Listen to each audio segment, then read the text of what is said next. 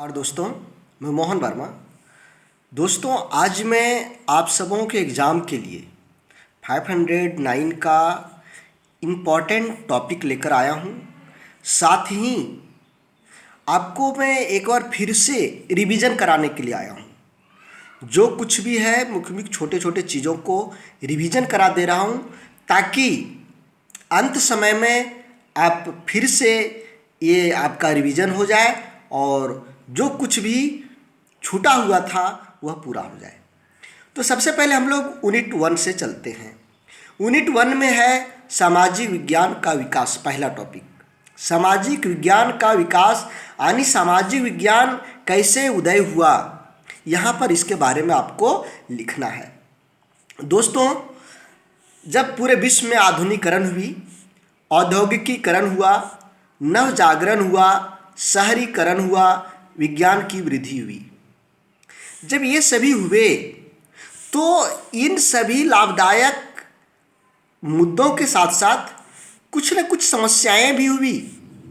इन समस्याओं के निराकरण के लिए इन समस्याओं को समझना जरूरी था। तो आपका सामाजिक विज्ञान का उदय हुआ। सामाजिक विज्ञान का उदय कैसे? जो आधुनिकीकरण हुए, औद्योगिकीकरण हुए, नवजागरण काल हुआ, शहरीकरण, इसके बारे में खुद आप लोग बढ़िया ढंग से जानते होंगे। मैं केवल शॉर्ट में चल रहा हूँ। यह मैं यदि यूनिट 1 का एक प्रश्न चलेंगे तो उसी में 1 घंटा लगेगा, लेकिन यहाँ पर आपका 30 मिनट में यूनिट 9 तक कंप्लीट करना है, इसलिए मैं डिटेल नहीं कर पाऊँगा। तो इन सभी के उदय से, इन सभी के विकास से समस्या उत्पन्न हुआ और इन समस्याओं को समझने के लिए, जानने के लिए, इन समस्या का निराकरण के लिए सामाजिक विज्ञान का उदय हुआ। आधुनिक समाज को समझने के लिए, जो आधुनिक समाज बना, इस समाज को समझने के लिए सामाजिक विज्ञान का उदय हुआ। सामाजिक विज्ञान और सामाजिक अध्ययन में अंतर, इस टॉपिक को आप लोग देख लेंगे। सामाजिक विज्ञान विभिन्न कालों में, अलग अलग काल में सामाजिक विज्ञान किस तरह से था, इसके बारे में थोड़ा सा समझना है। पहला, इसमें इसका जो पहला भाग है, पूर्व आधुनिक संसार में सामाजिक विज्ञान। पूर्व आधुनिक संसार, आधुनिक संसार के पहले तो मानव सभ्यता के विकास से 18वीं 19वीं शताब्दी तक का इसको बोला गया है। आदमी जब सभ्यता का विकास शुरू किया, जब आदमी लोग घुमक्कड़ में थे, गुफाओं में रहते थे, फिर चरवाहा बने, फिर कृषि काम करने लगे, लौह युग आया और अभी का पूर्व आधुनिक आया। तो इन सभी का जो क्रम विकास हुआ, यह एक काल हो सकता है।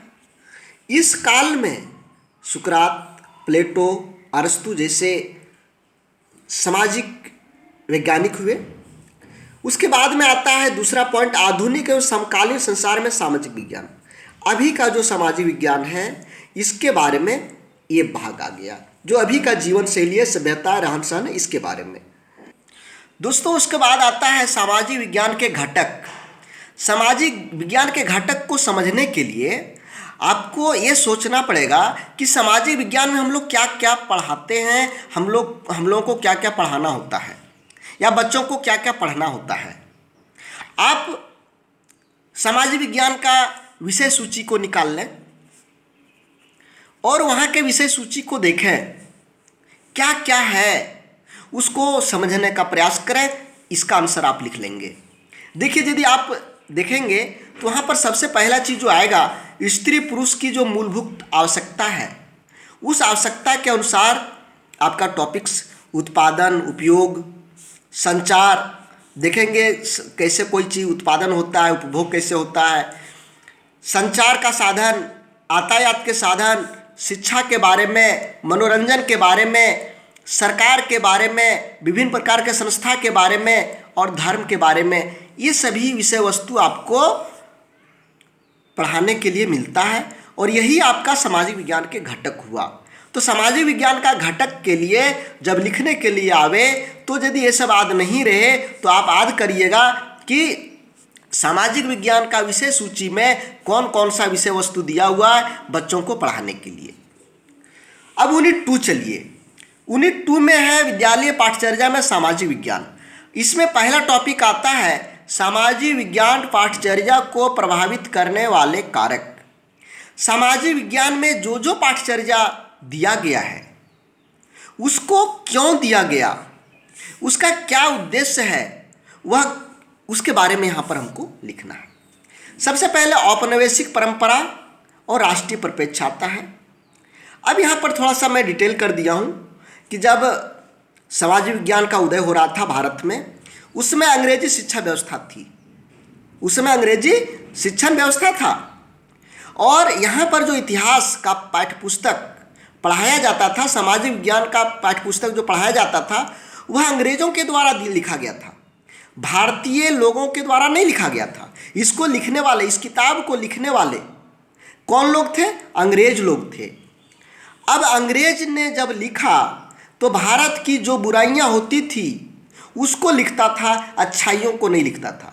तो भारत में बहुत सारा बुराइयां था, सामाजिक बुराइयां, सामाजिक कुरीतियां, जाति प्रथा, वर्ण व्यवस्था, छुआछूत, धार्मिक लड़ाई, ये सभी चीज़ों को बहुत ही बढ़ा चढ़ा करके बच्चों के बीच में परोसा जाता था। इसको कहिए पुस्तक के शक्ल में पढ़ाया जाता था।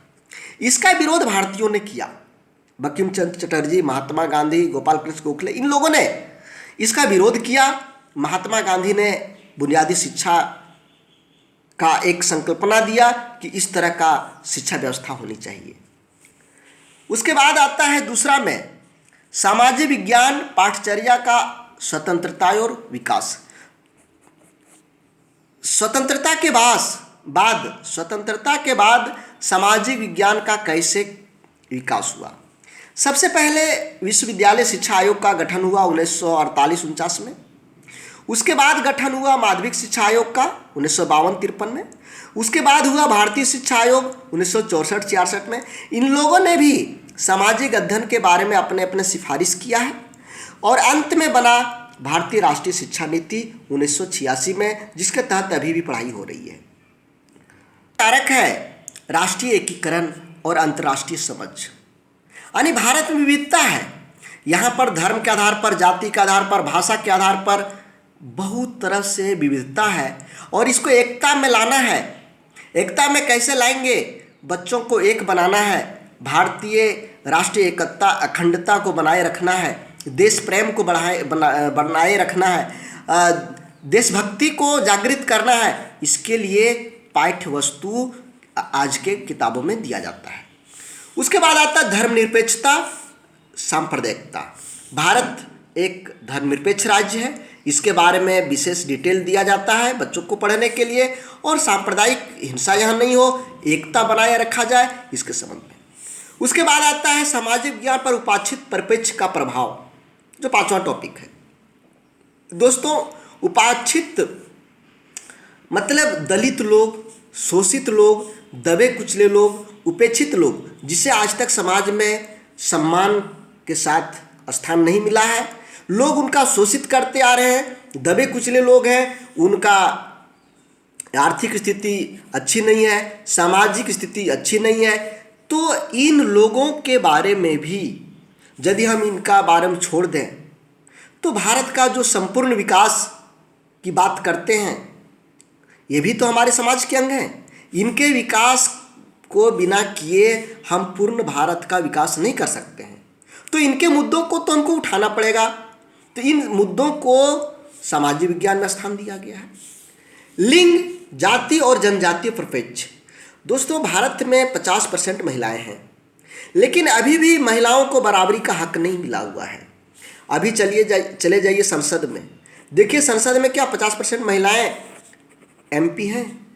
आप जिस स्टेट के हैं वहाँ के एमएलए को देखिए, क्या 50% एमएलए हैं।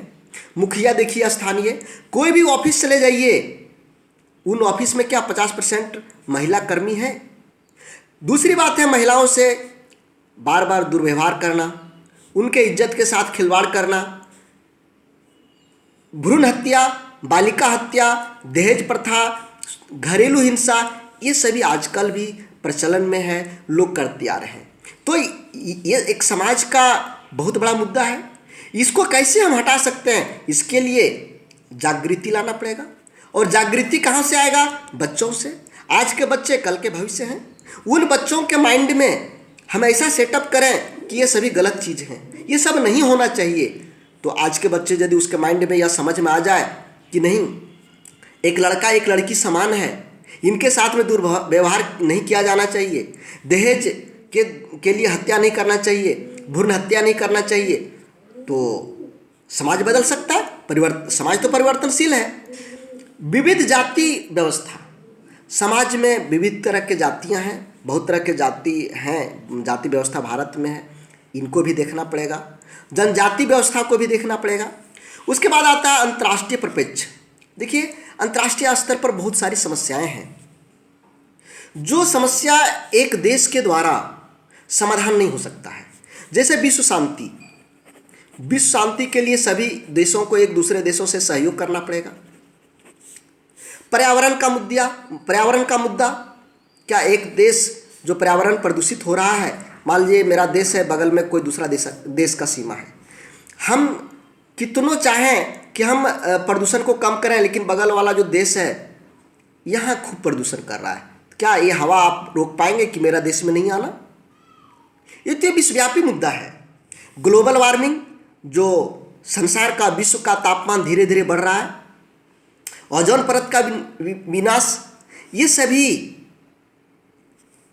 अंतर्राष्ट्रीय मुद्दे हैं, समस्याएं हैं। इसका समाधान कैसे हो, इन सभी चीज़ों के बारे में आपका समाज विज्ञान में दिया हुआ है। अब हम लोग चलें ब्लॉक 2 में। ब्लॉक 2 में दोस्तों इतिहास का अर्थ समझना है। पहला टॉपिक इतिहास से स्टार्ट हुआ है, तो आप खुद समझिए इतिहास क्या है। हम लोग इतिहास के बारे में बहुत चर्चा कर चुके हैं, इसका समरी भी बना हुआ है और इस पर वीडियो भी, बहुत सारा वीडियो बना हुआ है, आप वहाँ पर भी देख सकते हैं। लेकिन मैं यहाँ पर शॉर्ट में बता देता हूँ कि इतिहास घटित हुई घटनाओं का विस्तृत विवरण है। जो घट गया, जो बीत गया, उसका विस्तृत विवरण आपका इतिहास कहलाता है। अब इतिहास की प्रकृति क्या है? इतिहास मानवों का अध्ययन है। इतिहास यदि आप पढ़ेंगे तो वहाँ पर क्या चीज़ आपको देखने को मिलेगा? जैसे गणित आप पढ़ेंगे तो गणित में क्या, जोड़ घटाव गुना भागा, क्या गणित में कहानी आपको मिलेगा? गणित में कविता मिलेगा? गणित में ये यात्रा वृत्तांत मिलेगा? ये नहीं मिलेगा। तो इसी तरह से इतिहास की हम बात करें तो यहाँ मानवों का अध्ययन होता है। इतिहास वर्तमान की व्याख्या करता है, अभी क्या है इसके बारे में आपको इतिहास व्याख्या कर सकता है। ऐतिहासिक घटनाएं सतत युक्ति संगत है। जो भी ऐतिहासिक घटनाएं हुआ है वो लगातार होते आ रहा है।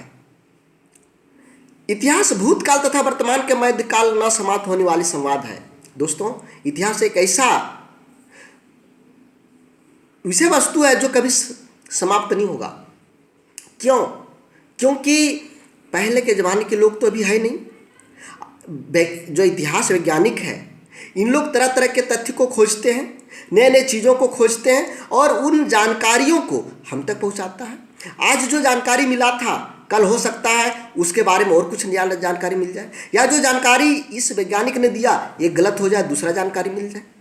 तो ये समाप्त नहीं होने वाला संवाद है, हमेशा लगातार चलने वाला संवाद है।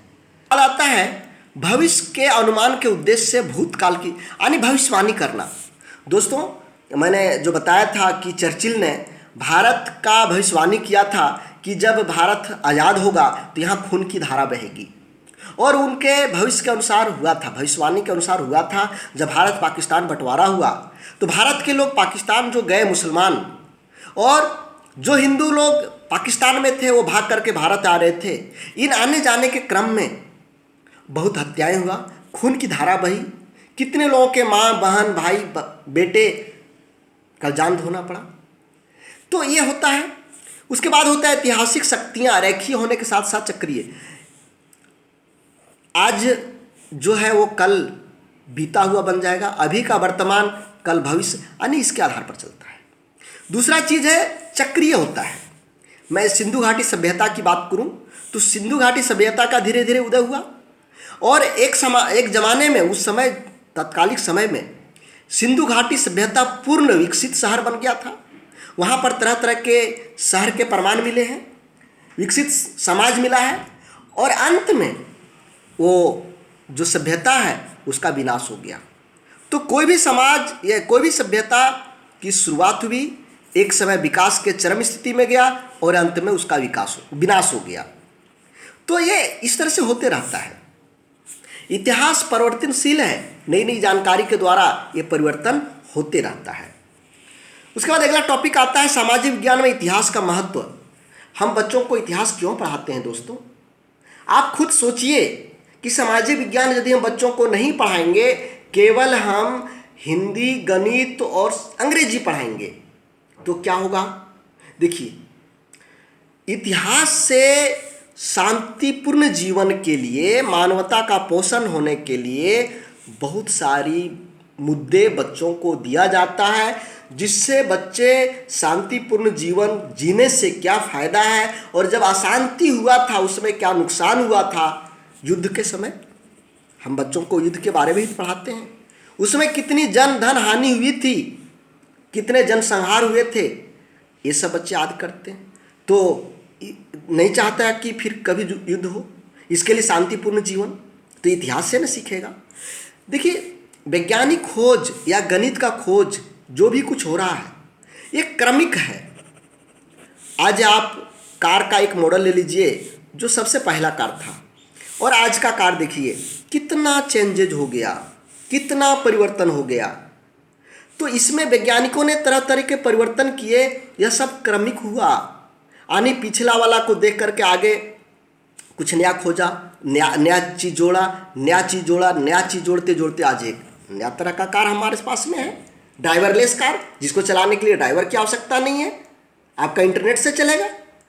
बच्चों में यदि नैतिक मूल्य का विकास करना चाहते हैं तो आपको इतिहास पढ़ाना पड़ेगा। बिना इतिहास पढ़ाए आप बच्चों में नैतिक मूल्य का विकास नहीं कर सकते। महान व्यक्तियों का जीवनी बच्चों को पढ़ाना चाहते हैं, उसके अनुरूप आप बच्चों को बनाना चाहते हैं, उन आदर्शों को बच्चे पालन करें, ये यदि आप चाहते हैं तो इतिहास पढ़ाना पड़ेगा। अन्य देश और अपने देश की जो सत्य, न्याय और उत्तरदायित्व का भावना है, इसको समझने के लिए आपको इतिहास पढ़ाना पड़ेगा। उसके बाद आता है इतिहास का स्रोत। इतिहास का कौन कौन सा स्रोत है दोस्तों? इतिहास का 3 स्रोत हुआ, 1, 2, 3। इतिहास का 3 स्रोत है। पहला वास्तुशिल्पीय स्रोत, इसमें डिटेल चर्चा मैं नहीं कहूँगा, लेकिन इमारत, चित्र, बर्तन, सिक्का, पत्थर, स्तंभ, ताम्रपत्र, भवन की दीवारें, मोहरें, ये सब जो मिला, इनके द्वारा इतिहास के बारे में जो हमको जानकारी मिलती है, ये वास्तुशिल्प स्रोत हुआ। साहित्यिक स्रोत, उस समय भी बहुत सारा किताब लिखा गया था, जो था धार्मिक किताबें, पवित्र किताबें, वेद, पुराण, ये सभी, इसके द्वारा भी उस समय का समाज, संस्कृति, रहन सहन के बारे में जानकारी मिलती है। दूसरा था धर्मनिरपेक्ष साहित्य, लोगों की जीवनी, कहानी, ये सभी चीज़ें। और तीसरा था विदेशी लेखक। भारत में बहुत सारे लेखक, विदेशी लोग घूमने के लिए आए थे, फाहियान वगैरह, ह्वेनसांग वगैरह, ये जब आए भारत में तो यहाँ के बारे में उन्होंने लिखा। जब यहाँ के बारे में लिखा, उसको पढ़ते हैं तो उस समय का शासन व्यवस्था, उस समय का रहन सहन, इसके बारे में जानकारी मिलती है। तीसरा आता है मौखिक परंपरा। आज कुछ परंपरा कायम है, वो परंपरा किसी देश, किसी धर्म, किसी संप्रदाय या किसी व्यक्ति विशेष के अनुसार चला आ रहा है, तो इससे भी हमको जानकारी मिलती है। इतिहास के बारे में समझने का मौका मिलता है। यूनिट 4 में भूगोल शिक्षण अधिगम का प्रयोजन पढ़ना है। दोस्तों, यहाँ पर समझिए कि भूगोल शिक्षण अधिगम का क्या प्रयोजन है, क्यों पढ़ाते हैं, भूगोल क्यों पढ़ाते हैं। यदि हम बच्चों को पृथ्वी के बारे में जानकारी देना है तो भूगोल पढ़ाना पड़ेगा।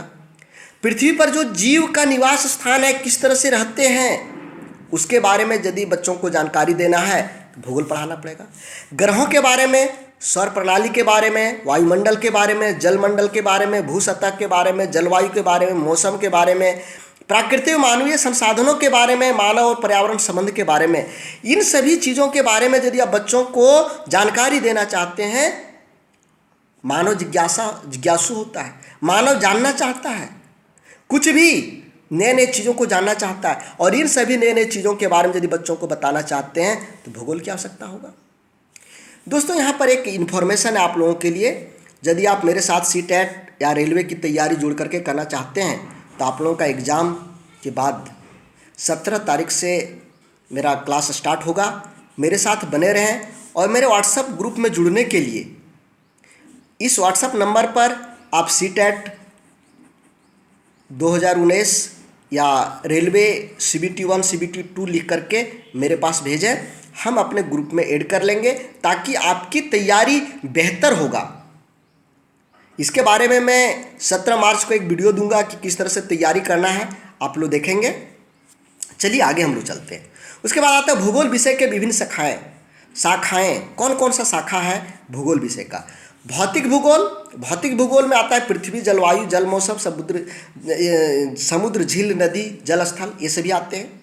मृदा के बारे में, मृदा कैसे बना, मृदा के प्रकार वगैरह इसमें आ जाता है, मृदा का उपयोग। उसके बाद मानव भूगोल, मानव से संबंधित होना चाहिए। सामाजिक सांस्कृतिक, जनसंख्या वृद्धि, जनसंख्या घनत्व, लिंगानुपात, आयु संरचना, कृषि, उद्योग, व्यापार, राजनीतिक घटनाक्रम, राजनीतिक सीमा और संबंध, इन सभी चीज़ों के बारे में आपको मानव भूगोल में पढ़ना है। और प्राणी भूगोल में पादप, प्राकृतिक वनस्पति, जानवरों के भौगोलिक लक्षण, अधिवास, इन चीज़ों को पढ़ना है। दोस्तों आपको एक पाठ योजना भी समझ करके जाना होगा। हो सके तो यातायात पाठ से संबंधित एक पाठ योजना भी समझ लेंगे। पाठ योजना मैं यहाँ पर नहीं बता पाऊँगा, आप लोग पाठ योजना और एक अवधारणा मानचित्रण, ये दो चीज़ जरूर समझ के आप लोग जाएंगे। इसके लिए भी मेरा सेपरेट वीडियो है, इसके लिए भी सेपरेट वीडियो है। यदि यहाँ पर समझ में आप लोगों को यहाँ पर मैं कुछ बताया ही नहीं, अवधारणा मानचित्रण के बारे में जानकारी ठीक से नहीं हो, तो आप लोग सेपरेट वीडियो को देख करके समझ सकते हैं। दोस्तों यूनिट 5 में राजनीति विज्ञान को समझने के लिए कौन कौन सी विधियां हैं या कौन कौन से उपागम हैं, तो इसके लिए 4 उपागम हैं, 4 विधियां हैं। दार्शनिक उपागम, संवैधानिक उपागम, व्यवहारात्मक उपागम, मनोवैज्ञानिक उपागम। सबके लिए अलग से सेपरेट वीडियो वहाँ पर देखेंगे। अर्थशास्त्र को समझने के लिए फिर 4 तरह का उपागम है। एडम स्मिथ का धन संपत्ति उपागम, अल्फ्रेड मार्शल का कल्याणकारी उपागम, लियोएन रॉबिन्स का दुर्बलता चुनाव उपागम और सैमुअलसन की वृद्धि उपागम। समाजशास्त्र को समझने के लिए ऐतिहासिक उपागम, तुलनात्मक उपागम, प्रकार्यवादी उपागम और सांख्यिकी उपागम। दोस्तों इन सभी का महत्व भी समझ लेंगे कि राजनीति विज्ञान का क्या महत्व है बच्चों के लिए, अर्थशास्त्र का क्या महत्व है, समाजशास्त्र का क्या महत्व है। यूनिट 6 में आपको पढ़ना है भारत की सामाजिक, सांस्कृतिक और भाषाई विविधता। भारत में बहुत तरह की विविधता है, धर्म के आधार पर, भाषा के आधार पर, इसके विषय में यहाँ डिटेल लिखना है आपको। सामाजिक विकास का सिद्धांत, सबसे सुपर सिद्धांत आपका पियाजे का है, जो पियाजे ने 0 से 2 वर्ष, 2 वर्ष से 7 वर्ष वाला जो सिद्धांत दिया है, इसको आप लोग देख लेंगे। दोस्तों उसके बाद आता है एक अधिगमकर्ता केंद्रित सामाजिक विज्ञान कला के सामान्य लक्षण। अधिगमकर्ता केंद्रित यानी विद्यार्थी केंद्रित कक्षा किस तरह का होगा कला विज्ञान के लिए, सामाजिक विज्ञान के लिए, उसके लिए यहाँ पर लिखना है। तो इसके लिए सबसे पहला टॉपिक अधिगमकर्ताओं के अनुभव का उपयोग। जो अधिगम करता है उन लोगों का अनुभव का उपयोग भी हमको करना है कक्षा में। यानी अधिगमकर्ता यहाँ पर हुए बच्चे, तो बच्चों की अनुभव का उपयोग एक शिक्षक को सामाजिक विज्ञान के कक्षा में करना चाहिए, ताकि बच्चे सक्रिय रहें, निष्क्रिय नहीं रहें, और उनके जो ज्ञान है उन ज्ञान के आधार पर हम नए ज्ञान उस तक पहुंचा सकें। समुदाय के संसाधनों का उपयोग। समुदाय में बहुत सारे संसाधन हैं, प्राकृतिक संसाधन है, खुद समुदाय एक संसाधन है, जैसे कलाकार वगैरह लोग, तो उन लोगों का समुदाय के संसाधनों का उपयोग कक्षा में करना चाहिए। सामाजिक मुद्दों की चर्चा करना है कक्षा में, सामाजिक विज्ञान के कक्षा में सामाजिक मुद्दे जो हैं उनकी चर्चा करना है। मानव अधिकारों की चर्चा करना है, यानी कक्षा में ये सब करना है। जीवन कौशलों को विकसित करने के लिए स्थान सृजित करना है। बच्चों का जीवन कौशल कैसे विकसित होगा, इसके बारे में आपको सोचना पड़ेगा। दृश्य श्रव्य सामग्रियों का उपयोग करना है। दृश्य श्रव्य सामग्री बहुत सारे हैं, इनका उपयोग आपको करना पड़ेगा। बहुभाषावाद का उपयोग करना है, बहुभाषावाद का भी उपयोग करना है। एक रणनीति के चयन को निर्धारित करने वाले कारक। एक रणनीति के चयन यानी बच्चों को आप एक पाठ योजना बनाना चाह रहे हैं, इस पाठ योजना में यानी एक जो आप पाठ योजना पढ़ाने का जो रणनीति होगा, उस रणनीति को कौन सा रणनीति आप चयन करेंगे, इसके लिए कौन कौन सा कारक हैं, जैसे उद्देश्य, जो रणनीति आप चयन कर रहे हैं उस रणनीति द्वारा जो विषय वस्तु है उसका उद्देश्य पूरा होगा या नहीं, विषय वस्तु को समझ पाएंगे कि नहीं, इस संसाधन जिस रणनीति का आप चयन कर रहे हैं उसके अनुसार संसाधन आपके पास है या नहीं, जिस रणनीति के बारे में आप सोच रहे हैं उस तरह की योग्यता बच्चों में है या नहीं, बच्चे उसको समझ पाएंगे या नहीं समझ पाएंगे। हो सकता है आपके दृष्टिकोण से वो अच्छा होगा, लेकिन बच्चा के अनुसार, बच्चों की योग्यता के अनुसार हो सकता है उसमें समझ उतनी नहीं हो, उसमें योग्यता नहीं हो कि उसको आपकी बातों को समझ सके। संकल्पना चित्रण या संकल्पना मानचित्रण बहुत ज़रूरी है। इसको मैं बोला हूँ कि इसको आप लोग देख लेंगे। यहाँ पर मैं हल्का सा दे देता हूँ, आर्थिक गतिविधि मान लीजिए इस पर हमको बनाना है, तो इस तरह से कृषि, उद्योग, व्यापार, सेवा, कृषि किस तरह का, उद्योग किस तरह का, व्यापार कितने तरह के, सेवा, इस तरह का जो हम लोग बना के पढ़ाते हैं बच्चों को, यही आपका संकल्पना मानचित्रण है या संकल्पना चित्रण है। दोस्तों यूनिट 8 में आप लोगों को पढ़ना है सामाजिक विज्ञान में अधिगम स्रोत। ये खुद समझने लायक है, इसको आप खुद भी समझ सकते हैं, इसलिए इस पर मैं ज़्यादा डिस्कशन नहीं किया हूँ। और यूनिट 9 में मूल्यांकन है, ये तो VVI है ही, इसको आप लोग पढ़ लेंगे या इसका समरी वाला वीडियो आप लोग देख लेंगे या अपने अनुसार जो नोट्स आप लोग बनाएं इसको भी देख लेंगे। तो दोस्तों मैं आशा करता हूँ कि आप लोग का एग्ज़ाम बहुत अच्छा से जाए, भगवान आप लोग पर एक दृष्टि रखेंगे। धन्यवाद दोस्तों, बेस्ट ऑफ लक, जय हिंद।